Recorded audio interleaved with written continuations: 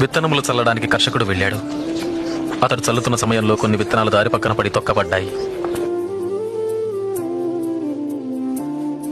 ఆకాశ పక్షులు వాటిని తినివేశాయి. మరికొన్ని విత్తనములు రాతి నేలను పడ్డాయి.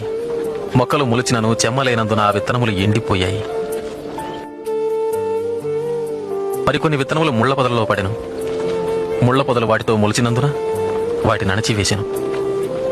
ఇంకొన్ని విత్తనములు మంచి నేలను పడినవి. ఆ విత్తనములు మొలిచి పెరిగి నూరంతలుగా ఫలించెను.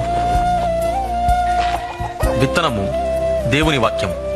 త్రోవ ప్రక్కన పడిన విత్తనములు ఎవరనగా వారు వాక్యం వింటారు, కానీ అపవాది వచ్చి వారి హృదయంలో నుంచి సందేశాన్ని దొంగిలించుకుపోతాడు. వారి నమ్మి రక్షణ పొందకుండాట్లు చేస్తాడు.